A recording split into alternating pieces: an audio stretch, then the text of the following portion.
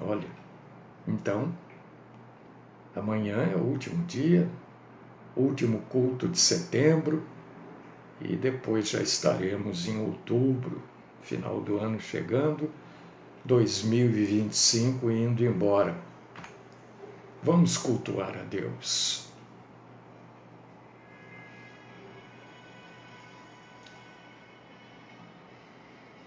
Deus, Pai, Deus, Senhor,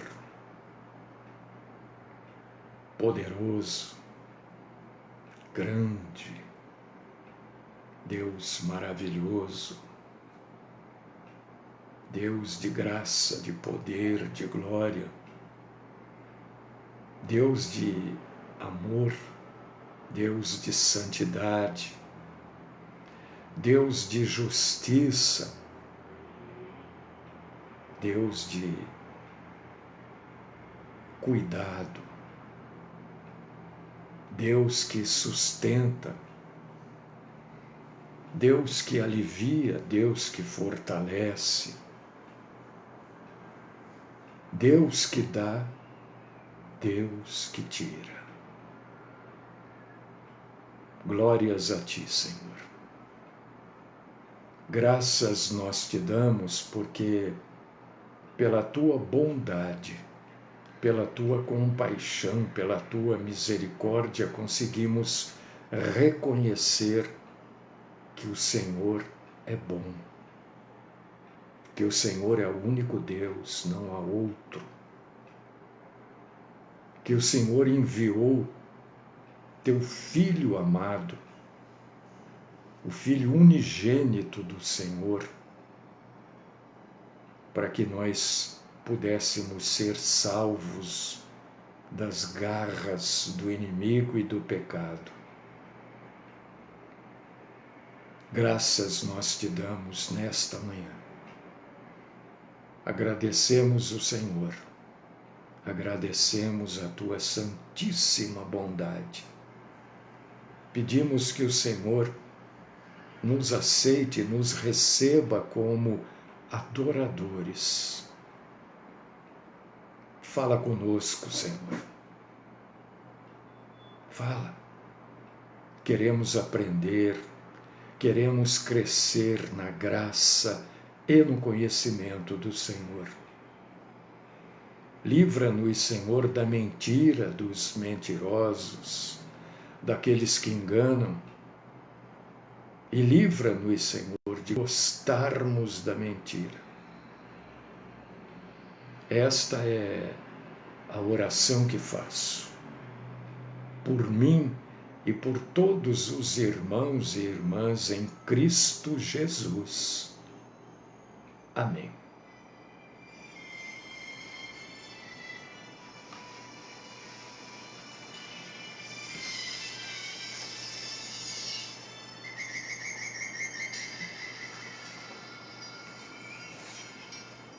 Muito bom dia a todos vocês. Que a graça e a paz do nosso Senhor Jesus Cristo esteja com cada um de vocês. Lembrando que este trabalho é independente, interdenominacional. Esse trabalho chama pessoas para Jesus Cristo, proclama, prepara o arrebatamento da igreja, batalha pela fé, que uma vez por todas nos foi dada, e esse trabalho adverte todos os dias contra a mentira, contra os mentirosos, falsos pastores, falsos bispos, falsos reverendos, falsos apóstolos. Por causa disso que eu ouso a dizer que este trabalho é evangelístico.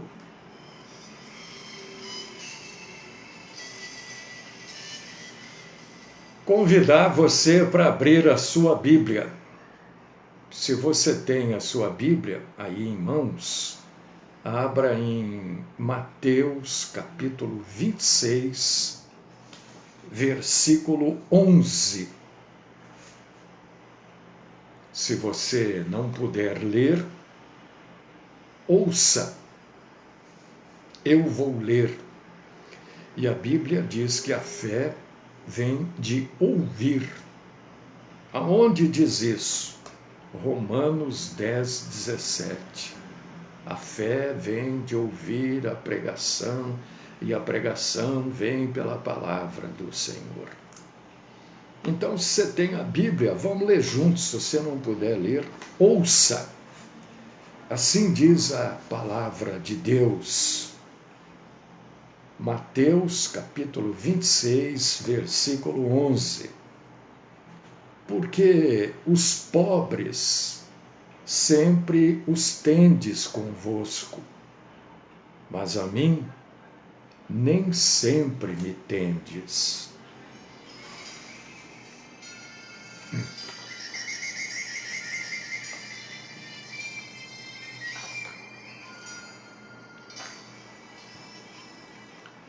Bom, primeira coisa é esclarecer que de maneira nenhuma, de maneira alguma, o nosso Senhor Jesus está desprezando aqueles que são necessitados. Não é isso. O que ele está dizendo aqui é que existe uma prioridade dentro da igreja, e esta prioridade é a adoração prestada a Ele. Isto é prioridade. Eu, baseado na Bíblia, não creio que o objetivo principal da igreja, e quando eu estou dizendo igreja, eu não estou me referindo a denominação nenhuma. Não estou falando de denominação. Estou falando da igreja, que nós esperamos ser arrebatados, levados com ela para o céu. A igreja, reunião dos salvos. Então eu não creio que o objetivo principal da igreja é acabar com a pobreza. Não é. A igreja pode ajudar os necessitados? Pode e deve. Se ela puder, pode e deve. Agora, a função da igreja, o objetivo da igreja não é diminuir a pobreza no mundo. De maneira nenhuma. O objetivo da igreja também não é acabar com a doença no mundo, até porque hoje é impossível. Desde que a igreja foi instituída por Jesus, a função dela nunca foi acabar com a doença. Nunca foi deixar as pessoas bem de vida, nada disso. O objetivo principal da igreja não é fazer o marido largar da amante, nem é expulsar demônio. Não, isso não é o objetivo da igreja. A igreja é a instituição criada por Jesus que deve pregar e proclamar o Evangelho de Jesus Cristo. Esta é a função da igreja. Quando a igreja se perde desta função, se afasta, a igreja vai perdendo o status de igreja de Cristo. A igreja não deve, num sentido geral, e você que é uma pessoa inteligente, capacitada por Deus para entender, você pode não entender de física quântica, você pode não entender de informática, como eu sofro aqui, né? Mas Deus nos deu a inteligência para entender das coisas dele.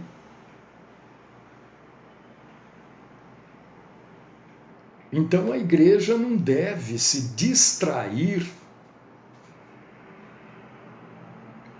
suprindo as necessidades físicas das pessoas. Isso é distração da igreja.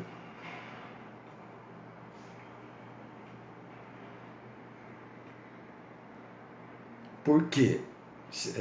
O assunto aqui hoje é a pobreza, né, que faz parte do mundo, né? Em alguns lugares muito mais, em outros lugares menos. Mas a gente precisa, antes de falar de pobreza, definir o que é pobreza. Branco, branco, quanto tempo? Seja muito bem-vindo, viu? É uma alegria saber que você está aí.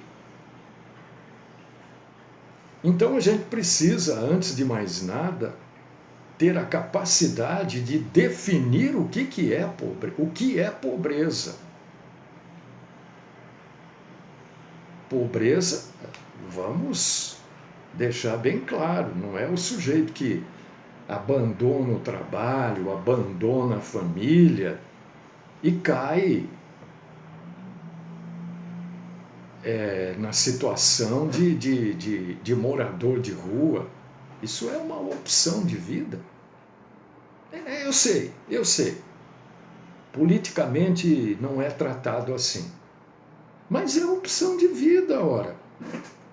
Pobreza não é a pessoa que abandona o seio da família e se entrega às drogas e vai viver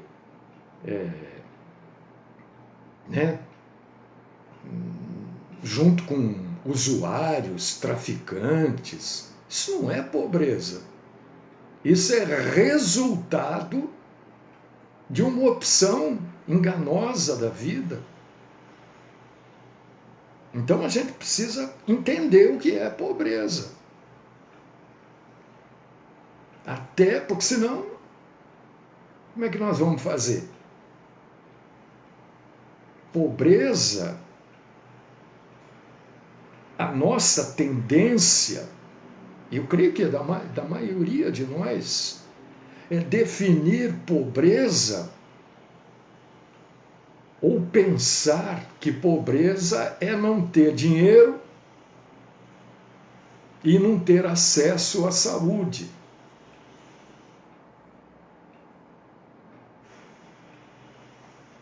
Mas não é essa a definição de pobreza. Por exemplo, eu não concordo com isso. Eu não concordo.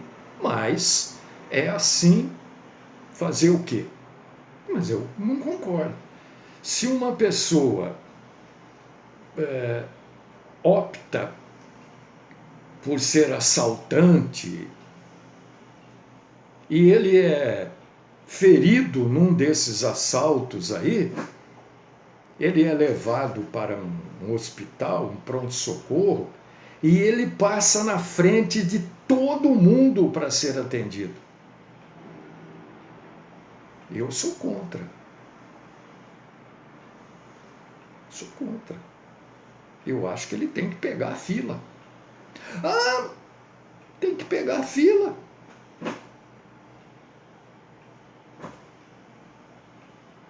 pessoas não concordam, acham que não, mas não é prioridade. Não foi a opção dele assaltar, sabendo que poderia ser ferido.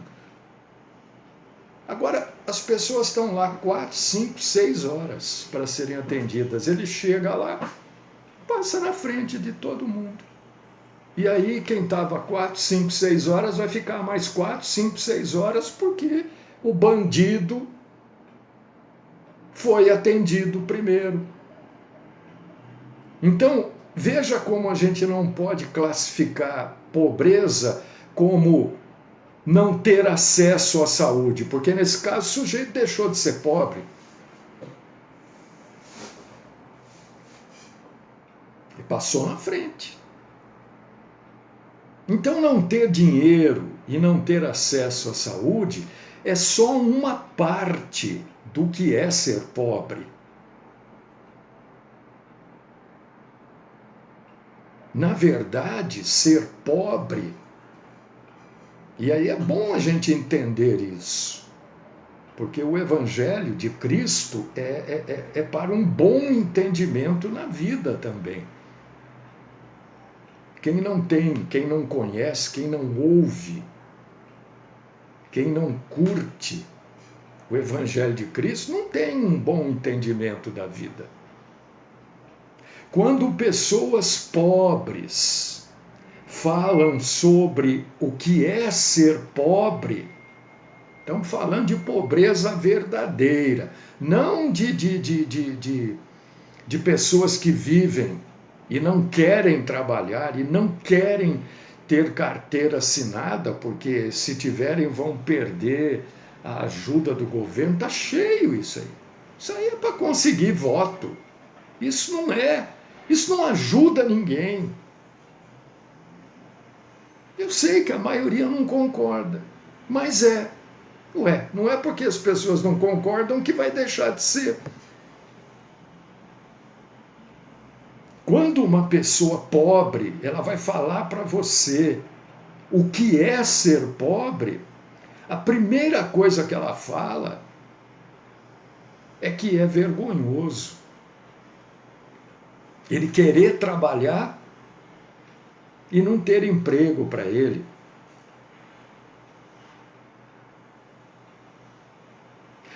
Uma outra coisa que as pessoas pobres falam quando vão definir a vida que elas levam, elas falam da falta de esperança. Porque elas não têm emprego hoje e não veem a condição de ter emprego amanhã.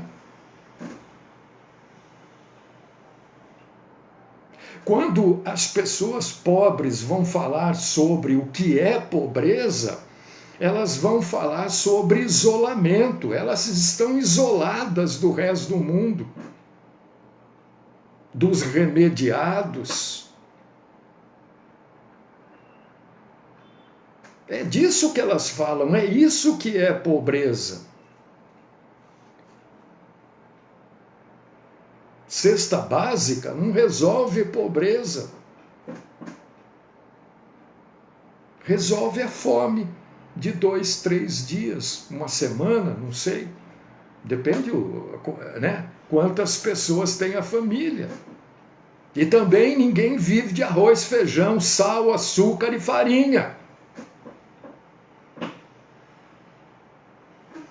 Ou eu estou mentindo? Porque cesta básica é 1 quilo de sal por mês, é para matar o sujeito logo.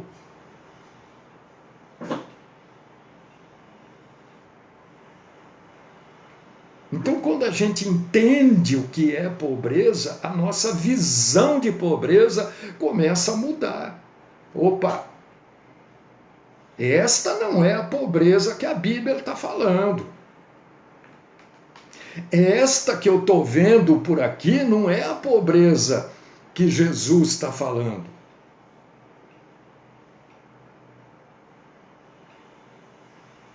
E quando a gente entende, quando nós temos o bom entendimento do que é pobreza na Bíblia, não o que a sociedade hoje vai carimbar como pobreza.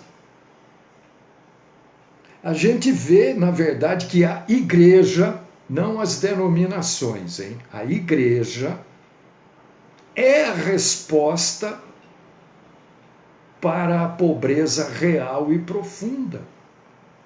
Porque a igreja deve, repito, não as denominações, que as denominações, a maioria delas, salvo raríssimas exceções, tomam o dinheiro das pessoas. O termo é esse, porque vez por outra a gente vê aqui decisão judicial obrigando esta ou aquela denominação, normalmente é a mesma, que é obrigada a devolver tudo que a pessoa doou lá. Enfim, a gente vê que a igreja é a resposta para a pobreza, porque o Evangelho é que nos reconcilia com Deus. E o Evangelho é o que acaba com a nossa vergonha. Você tem vergonha? Então eu quero dizer para você que você não tem o Evangelho. Oh, mas assim? É, assim, claro, tranquilo e objetivo. Se você tem vergonha disso, daquilo outro, que vergonha, você está precisando do Evangelho. O que é difícil hoje de se conseguir, né? Porque hoje ninguém prega o Evangelho. Você pode ir numa denominação qualquer, vá hoje à noite, pronto. Hoje à noite já é a noite do empresário. Eles vão pegar uma passagem qualquer da Bíblia, normalmente do Velho Testamento, para dizer que você tem que dar 1.000 para ganhar 1 milhão. Você não vai ouvir Evangelho. Você não vai. Olha, ouça o que eu estou falando. Vá. E amanhã você vem aqui e fala, olha, você mentiu. Eu fui lá e pregar o Evangelho. Que bom, vou ficar feliz de ter mentido, de ter exagerado. Não sei se alguém ontem foi em alguma denominação, não sei. Você ouviu o Evangelho?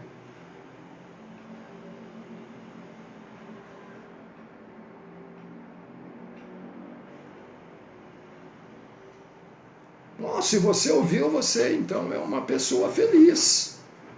Você foi premiado aonde você foi. Porque normalmente aos domingos é quando as denominações mais estão cheias. Então é aí que mais se pede.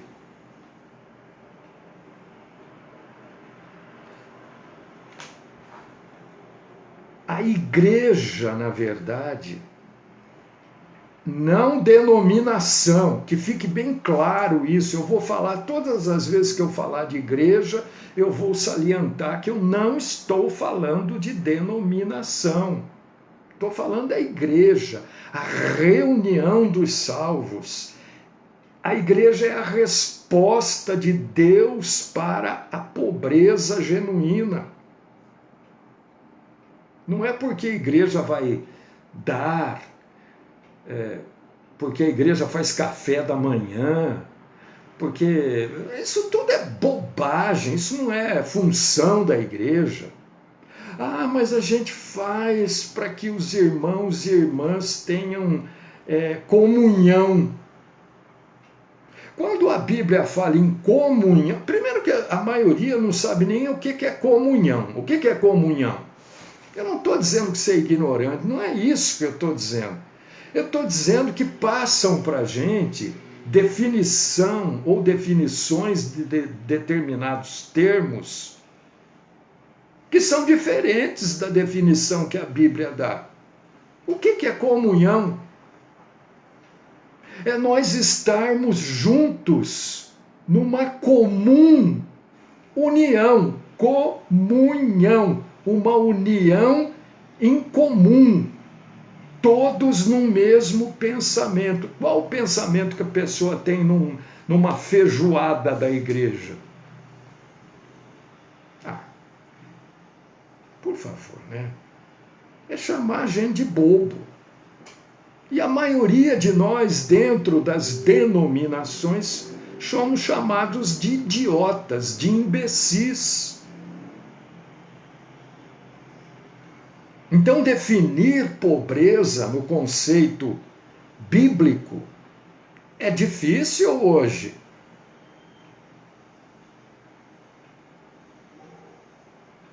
Por quê?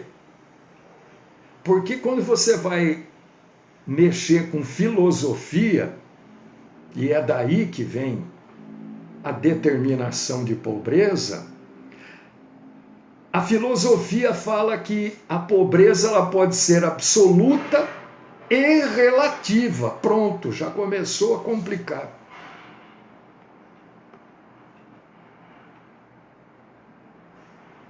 Tanto a pobreza absoluta é pobreza, como a pobreza relativa é pobreza. O sujeito que trabalha e ganha, e antes do final do mês ele está sem o dinheiro, ele vive numa pobreza relativa.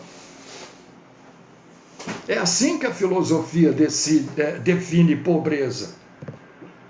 Por quê? Porque antes de chegar no final do mês, está faltando coisas para ele e para a família dele. E ele trabalha.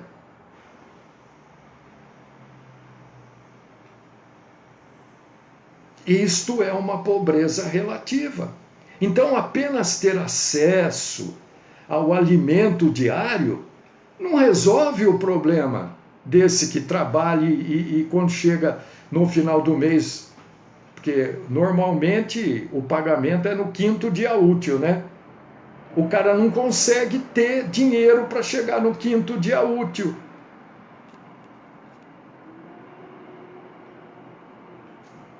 É a pobreza relativa. Essa gente precisa do evangelho. Ah, mas evangelho de estômago vazio? O evangelho não é para o estômago. O evangelho é para a alma. Não é para o estômago. É isto que eu estou falando. Quando se reúne, é para ter comunhão um com o outro, mas a comunhão é do estômago. É do café da manhã, é da festa da pizza, é da feijoada, é a comunhão do estômago. O evangelho não é para isso. Não tem como ter comunhão aí.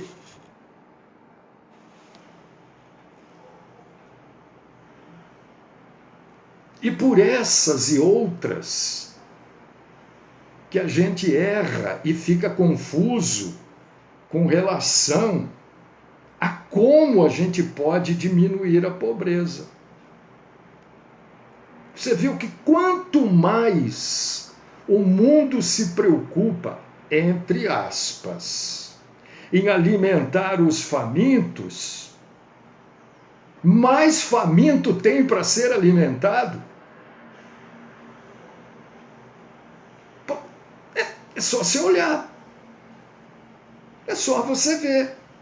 Quanto mais pessoas, acompanhe a minha linha de raciocínio, quanto mais pessoas se propõem, eu não estou dizendo que está errado, não é nada disso. Nós estamos conversando aqui sobre o que Jesus falou. Os pobres sempre os tereis convosco.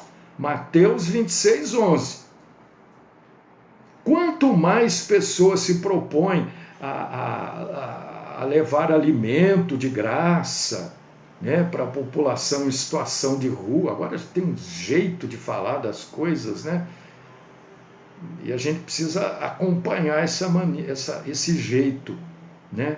Quanto mais pessoas querem servir sopa, mais fila vai aumentando para isso. Você já observou? A pessoa começa servindo 100 marmitas por noite, por exemplo. Depois de um mês, ele está servindo 500 e ainda fica gente sem comer.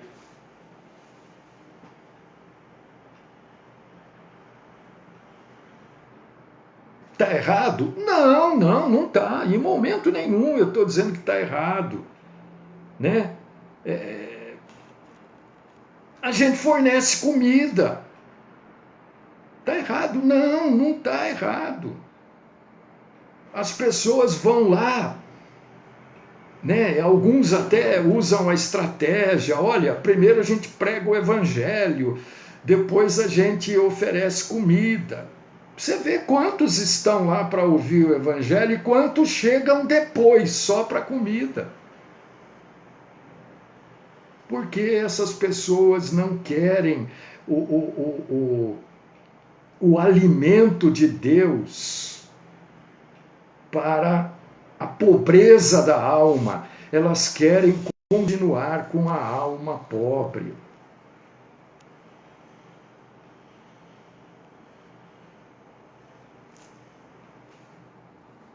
Deus não fez o homem para ser um ser miserável. Nenhum homem foi criado para ser um ser miserável.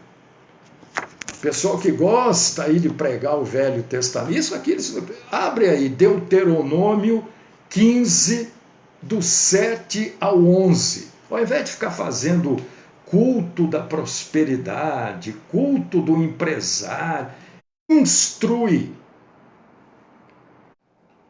Ou como não deixar a pobreza se instalar.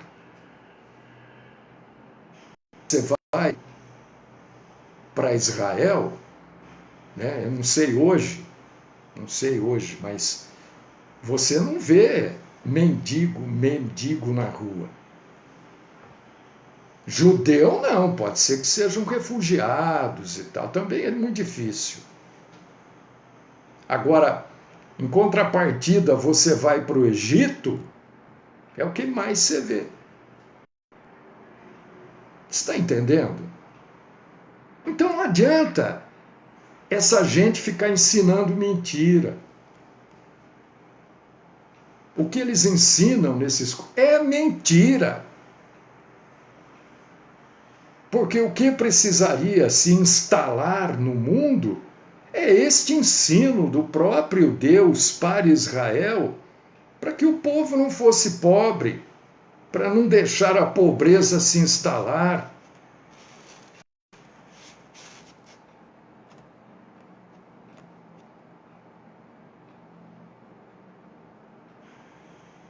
Nenhuma pobreza é boa. Claro que não. Ninguém está fazendo apologia à pobreza aqui, de jeito nenhum. Toda miséria é ruim. É claro.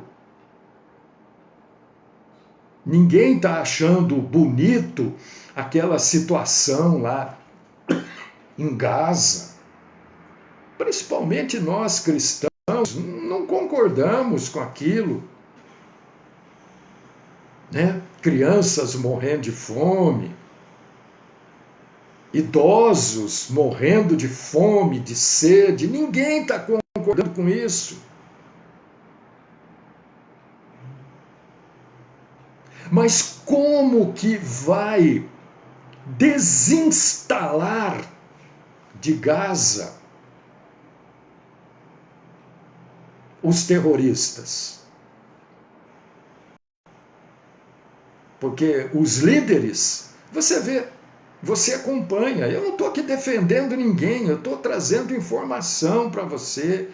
Raro, mas raro, dificilmente você vê um líder terrorista sendo morto em Gaza. Eles são mortos na região, lá, nos países, na Líbia, não sei aonde, não sei onde. Mas em Gaza não, quem é lá? É infantaria. É a ponta da lança só que está lá. Os líderes estão em hotéis bons acampamentos, bunkers. Você está me entendendo? porque a mídia não vai falar isso. Mas você é inteligente. Ninguém está gostando de ver bebezinho com aquele, né, com aquela feição de que não tem alimento mesmo, tá quase morrendo de fome. Mas como você vai desinstalar o terrorismo dali se você distribuir comida, entendeu? Ninguém está gostando. Eu, pelo menos, não acho bonito aquilo. Porque nenhuma pobreza é boa, toda miséria é ruim. Agora, não pensa, já vou encerrar, viu?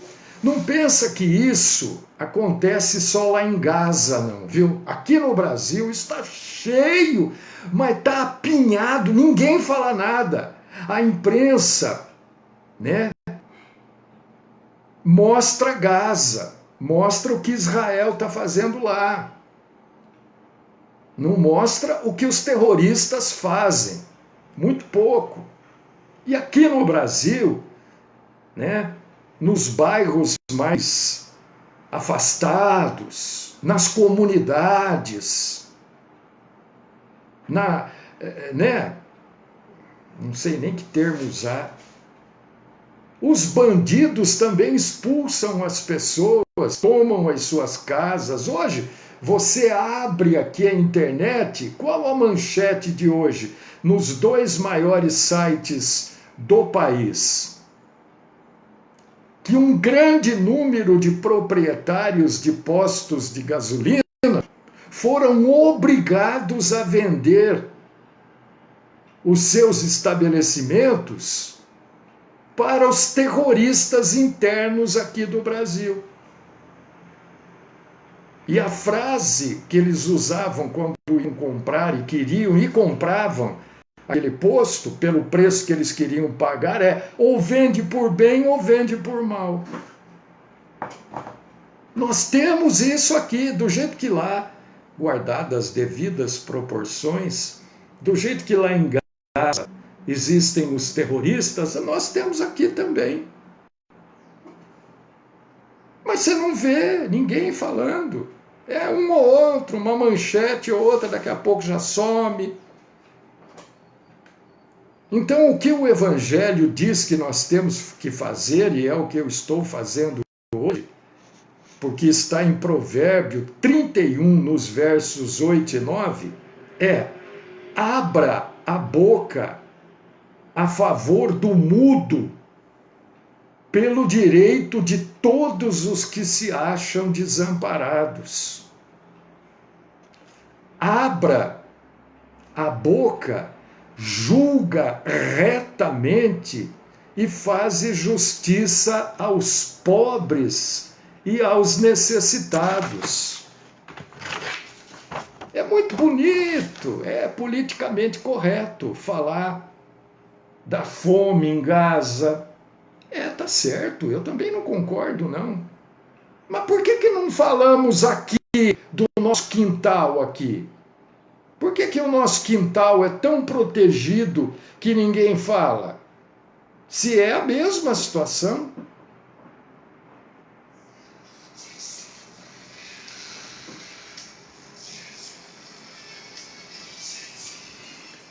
Deus querido, Pai Todo-Poderoso, eu quero exaltar, glorificar o Senhor, agradecer, meu Deus, por tudo que o Senhor tem mostrado para nós, né? O mundo todo é uma coisa só, não há diferença. Não há diferença. O que acontece em Gaza acontece aqui no Brasil em proporção diferente. Mas os objetivos dos malfeitores sempre são os mesmos. Sempre são os mesmos. Dá-nos, Senhor, a graça do entendimento, da compreensão. Ajuda-nos, Senhor, como igreja do Senhor, crescemos todos os dias na graça e no conhecimento do Senhor. Esta é a minha oração, no nome do Cristo Jesus. Amém.